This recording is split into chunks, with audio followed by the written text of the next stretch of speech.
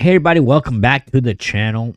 Something strange happened when X was bought by, or Twitter at that time, was bought by Elon Musk. It basically stopped rewarding outrage. A chunk of game journalism packed their bags, declared their moral victory, and then they fled to Blue Sky. Like it was a digital lifeboat, a smaller platform, which, by the way, has been failing, but nonetheless, a friendlier echo chamber, right? A place where everybody who's there already agrees. And that's not good for gaming. We need to have debate. And then all of a sudden, well, they started yelling again. Same rants, the same villains, the same lectures. Asmongold is the devil. But this time, there's fewer people listening.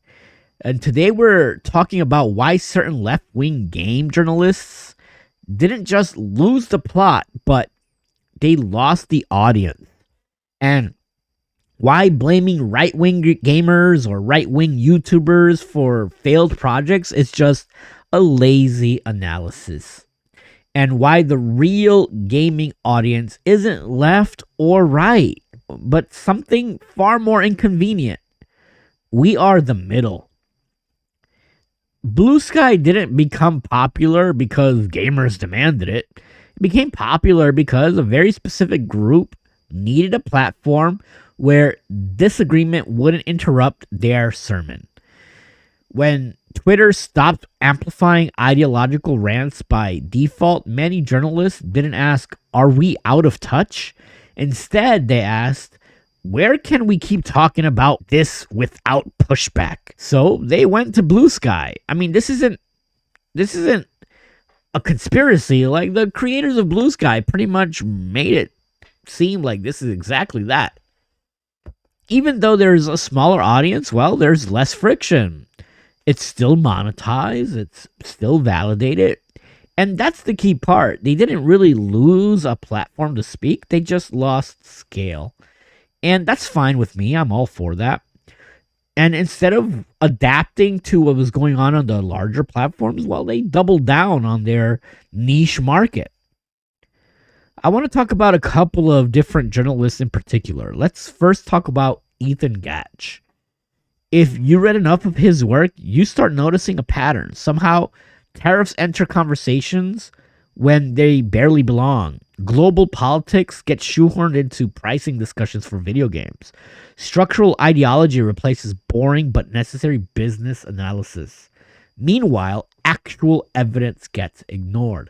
Like, for example, internal corporate pressure. Microsoft didn't raise Xbox prices because of vibes or tariffs. They didn't hike services because of culture wars.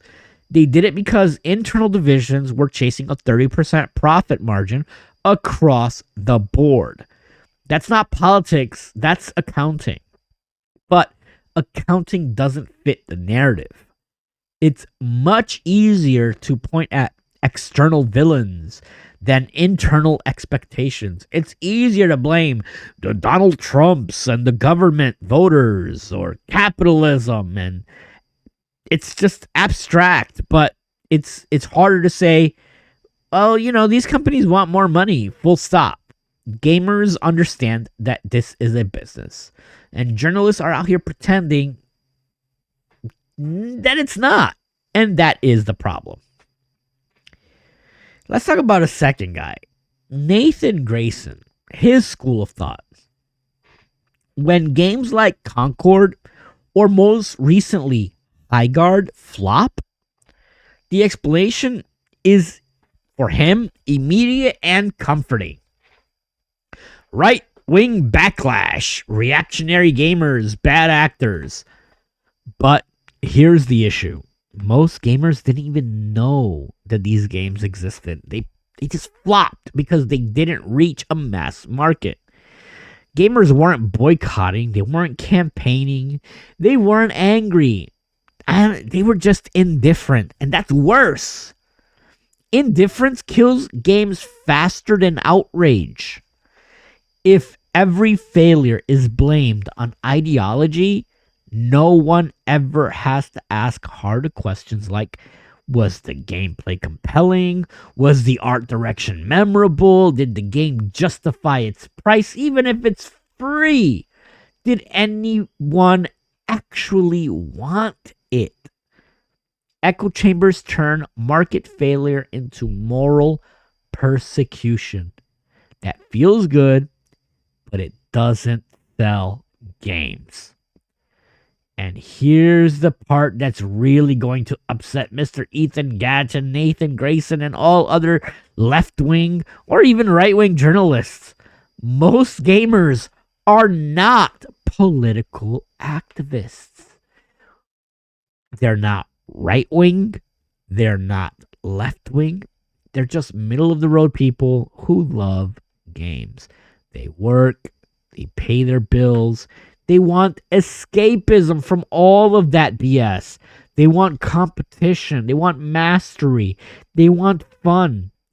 Call them moderates. Call them centrists. Call them patriots. Whatever label you want. They are the bulk of the market.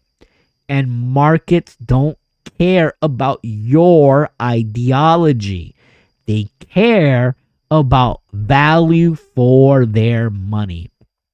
You can go ahead, make your niche ideological games. That's fine. Truly, it really is.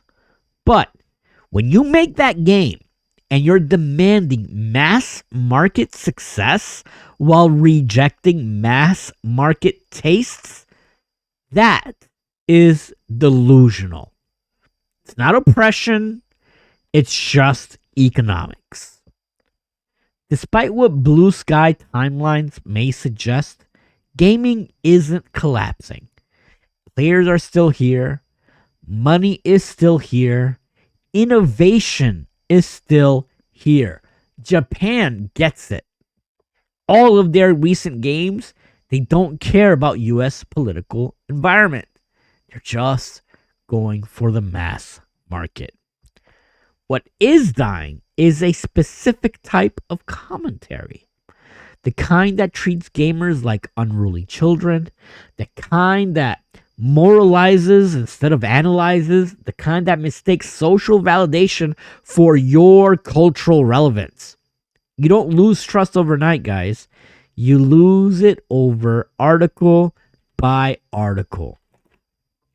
Game journalism doesn't need to be apolitical, but it does need to be honest. Honest about markets, honest about audiences, and honest about failure.